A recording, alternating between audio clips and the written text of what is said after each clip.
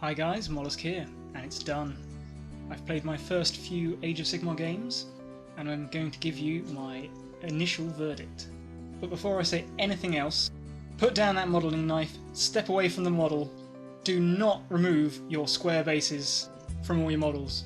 There are a couple of reasons for this. One I'll tell you now, and you may already know from reading the free rules, is that bases count for nothing in this game. All measurements are done from a point you specify on the model, not the base. So it doesn't make a blind bit of difference whether or not they're round or square for the game mechanics. The second reason, fuck it, I'll just tell you. If you found even fleeting enjoyment in games of Warhammer Fantasy 8th edition, or any other edition now I guess as they're all relative, then the chances are you're still going to want to be playing Warhammer Fantasy for a good while to come. And you're not going to be able to do that if you've popped everything on round bases. Yep, I'm sorry, it's a bit like that. Although I am going to be a little bit boring here and say that this is my first impression after playing 3 rather small scale but varied games, and I reserve the right to change my mind however much I want. But that said, I've got pretty refined tastes and I don't find I'm wrong too often. Oh, and one other thing to add is that I haven't watched anyone else's responses or first impressions yet, so what you're getting here is my opinion, pure and unadulterated. So where to start? I guess we'll start with the models. They look fine, obviously very Space Marine-y, both Chaos and the Storm Wartsits. The one I got free with the White Dwarf looks like it'll slot together pretty nicely, and the cast is a bit simplistic as you'd expect for a mass-produced free little toy soldier. As for the game, for battle you pick your army, and as you probably know it's just based on whatever you feel like taking from your collection. And if your mate's over and you've got a few drinks and pretzels lying around, and you feel like having an off-the-cuff bash, a few laughs, not too much thinking, then this seems to suit. However, for myself, and I dare say a good number of people who used to play the old Warhammer, this has never really been a game that you sit down to get into without any thought. A huge amount of enjoyment is in the design of the army, and trying to achieve what you want within limitations, whether that's the most smash-faced brutal list you can think of, or the fluffiest, most fun list you can think of. A huge part of the engagement you get with this game is the effort and imagination you use to put into the lists. And that's not to say you can't go into a game of Age of Sigmar without a plan, and you certainly have the flexibility to make fluffy lists, but the new game objectives actually seem to complicate this somewhat. You might have brought your happy, frolicking list of goblins, for example. Very fluffy, they're all out on an all-night mushroom bender. You talk with your friend before the game and you find out that he's got his own fluffy list of, say, 5 giants. So right there, the way the rules are written, we start to have something of a problem, I would say. So if someone pops down 5 giants, if you put down more than 15 of your own models, those giants are getting a sudden death objective, and your goblins or Ungor or ratmen or whatever it is don't really have much of a chance anyway. But that's okay, because this is a game designed very much with fun in mind. The thing I was told repeatedly when I was in the shop was that this isn't a game to be competitive with, it's just a game to have fun with your mates. So you talk it out with your friend and maybe he decides, okay, he'll only take 1 giant, or you can take 100 goblins or something like that. But that kind of changes expectation. So the guy is now only taking 1 giant. Well, his idea was that he wanted to take like a family of giants, and he now feels perhaps a bit bad that he can't, because that's what he was looking forward to playing all week. On the other hand, you take much more goblins to compensate, and suddenly that's not what you wanted to be taking. And with the new skirmish rules, moving that many models around, yeah, good luck with that. But basically, of course you could come to a compromise that is much more fun than you were expecting originally. But personally I think there's a large doorway for disappointed expectation. So for example, I read the rules quickly last night when they came out on the website, found the Minotaur herd formation that I wanted to give, I wanted to run that, I wanted to try that out. But nothing anyone else had when I was there at the shop was really fair for me to run that against, as the people that I was able to play had much smaller scale stuff. So basically I have a strong suspicion that taking out the fun of list building and making it really rather uncertain that I'll actually get to play the list I've been daydreaming about all week. It's going to really captivate me. And I was a bit surprised to find with the games I played today that because I didn't really put any thought into the build of my army and how the different pieces would fit together, there also wasn't really a narrative playing out in my head as I was playing the game. I thought that was a shame. But, having said all that, I do wonder if there is a new way to think about list building, with the idea being that you take to the store or the place you're going to play, your friend's house, models that will be suitable for a variety of game types and sizes, whether or not you want to play to have a tactical, strategic game, or indulge yourself in a bit of story time or some shit. So moving on to the battlefield, there's mysterious terrain essentially, or not, whatever you want, and the setup seems fine. Rolling off, choosing territory zones, alternate drops, yeah, sure. The objectives I think I've already talked about, the sudden death table's fairly standard, and I think the emphasis really is on making up your own objectives. And that's the major mechanism for balancing the game, and oh my goodness does it need it. The turn structure is nothing shocking, I have to get used to you doing the spells before movement, but other than that, it's basically 40k. The hero abilities are a nice touch. I suspect that's something that's quite similar to War Machine. I've never played that. And the Battle Shock phase is interesting. I've not played anything like it before, although I think Kings of War might have something like this. It's super simple and super quick, which I think is probably a good thing. But its simplicity might take away from the dynamic feel of the battle. I don't know, I think I'll have to play it more to decide what I feel about that. Movement is obviously the thing that's been hit big. You basically just ask yourself, do you want to run and get on with it? No possibilities for movement shenanigans because of the skirmish style, and we've now switched to the 40k charge mechanic. That is something I'm really disappointed with. Fantasy's charge system was perfect, and they should import that into 40k, not the other way around. So basically movement is really quick, but it's nothing like Fantasy used to be, and it wasn't the only thing, but it was a significant thing which made that game great. So I'm not thrilled, if I'm honest. One final thing to mention. The interaction with scenery is very, very simple, but there's something about a unit of cavalry being able to just walk up a tree that seems wrong to me.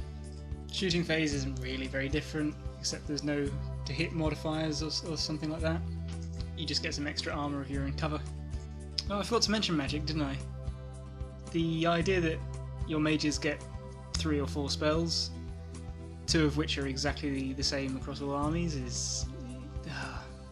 that is a real thing that's going to get boring quick. Combat. Combat's pretty easy now. Make your charge to within half an inch, and use piling moves. And I've got to say, actually, I've always found piling a hassle, but I guess it works with the skirmish system. The hit and wound rolls are all on the profile for your model, and it doesn't matter what they're fighting. And it's the benefit of saving a tiny amount of time if you'd forgotten your to hit and wound tables in the previous game. But again, I think for a game that's supposed to be about immersion and about the story, this really doesn't do it. It just felt like I was looking at my opponent, rolling some dice, and it didn't matter what my models were fighting or the combat that was going on. There wasn't really any sense of a Doomball's impact, or some elves desperately trying to jab a giant creature to death. I mean, the mechanic works, but yeah, I can only just describe the feeling as a loss of a sense of relevance or impact. But I will tell you one thing, woohoo, beastmen with armour saves. That's surprisingly pleasant. There were a couple of interesting mechanics to the combat phase, however. The first being that the person whose turn it is gets to nominate which unit attacks which unit first, and then it alternates between players choosing from there on. But the units they choose to activate, in inverted fingers, don't actually have to be within the same combat. And so when you've got multiple combats going on, it's actually important to the flow of battle which units you activate in which order. So there is a little bit of room for strategy there. The second interesting aspect we found was there seems to be a loophole that allows units that didn't charge and or weren't charged to attack in combat. And this is because there's a rule that states any unit that has charged or has models within 3 inches of an enemy unit can attack. Which means that because you can have friendly units within 1 inch of each other, it's very easy when one of those units gets charged for the other one to be in range to support them. And that is potentially quite important for how you structure your army and how you arrange your charging models. And finally, there's no such thing as being locked in combat anymore, which means that you can leave with one of your units in any of your movement phases, which might hold opportunities for drawing enemy units in a particular direction, perhaps, by leaving combat with a unit and accepting a charge on the next turn. It's probably also going to be a thing where you put 2 units into another unit of your opponent's forces, whittle them down to a manageable size with both of the attacks of your units, and then leave one to finish things up and the other one moves off. It kind of puts an end to the idea of tar pits, but I thought that was something a bit new anyway. The next phase is Battle Shock, and I've already given my opinions on that. And so the turn ends and you go into the next one. And instead of the regular you go, I go structure that's characterised previous Warhammer games, you both roll a dice and the highest goes first. So someone can get 2 turns in a row where they go first and move around and such, and the other person can get 2 turns where their magic is, or their magical defense remains in play. It's kind of interesting, but I found it was really hard to keep track of things in terms of battle reporting, and makes it even more important to have a turn counter with you. So there's the game, and I guess that just leaves the backstory. And there's some little snippets on the Games Workshop website and in the White Dwarf, giving us a little introduction as to what's been going on and what this world is our little dollies now inhabit. And I'm not a diehard for the fluff, but a strong backstory is important to me, and it is one of the reasons why other systems like Malifaux or War Machine haven't attracted me to them yet. And I was reading this stuff, and honestly my first thought was, bring back Matt Ward, and that right there tells anyone who knows anything about Warhammer that this is bad. Obviously there's a degree of subjectivity, but seriously, it's dribble. It's like a filler episode for him from He-Man. I think the realms dimension thing, yeah, that's fine, but the things that happen in it have got to be awesome. It's got to be grimdark, not fucking Bible Club for children. The one problem with the 40k setting is that it's so vast that any of the battles that you play probably don't really matter. It's the price of scale. But to compensate, the things that happen in that space are like extra dollops of awesome sauce on a big fat juicy yes burger. Fantasy, on the other hand, was never quite as epic, but because of the space it was set in was more contained, you got the sense that your little battles mattered more. In this new Age of Sigmar setting, GW have given the world the space, and oh my goodness, they need to pick up their game if they're going to fill it. But it is early days, and so hopefully they will. So yeah, in summary, I had fun playing the games in the shop, and I left telling myself that I wasn't disappointed. The game is really quick in comparison to the 8th edition fantasy. It's really simple, and I think it largely does the job that it seems to be intended to do, which is to be a super casual way to introduce new people to Games Workshop's products, and it basically seems to me that it's a springboard to get people to move on into 40k, because whilst it's fun, there's nowhere near enough depth to keep people playing it for any length of time, like the decades that 40k and fantasy players have tended to in the past, to stick with their game systems. And obviously there's a lot more, I'm sure, to come and flesh out with this new system, and I really, really, really hope they do. And now that they've proved they can mass release all the rules at once for free, it's certainly possible for them to build on what they've started here. But I've got to be honest with myself, I am disappointed. Really quite disappointed. And I'm going to watch what other people think from the other channels, and maybe they'll have found a perspective that I haven't and increase my enthusiasm for it. But it's really not something I can see myself booking a game for at the store. And as I mentioned in the last video, I'm pretty sure it's not something that many of my friends in the hobby are particularly interested in either. But who knows, it might grow on me, or it might eventually develop to a point where it does captivate me in the same, or at least a similar way as how fantasy used to. What am I talking about? How fantasy still does. The bottom line is, today I just didn't find it stimulating. And this is me venting now. It just feels like a game designed for beginners, children, or the cognitively impaired. But yeah, there were my thoughts day one, and I'll catch you later.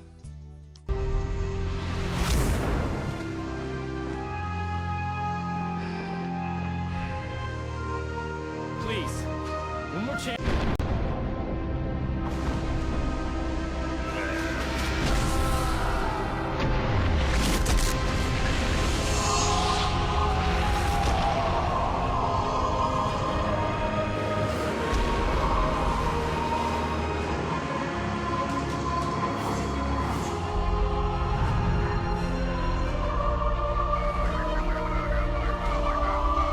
Stay tuned throughout the hour as we follow this ball-busting story of the finest nutshot the world has ever seen.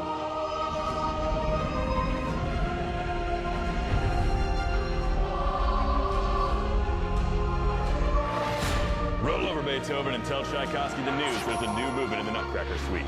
Smashing the current record, this is our new greatest of all time.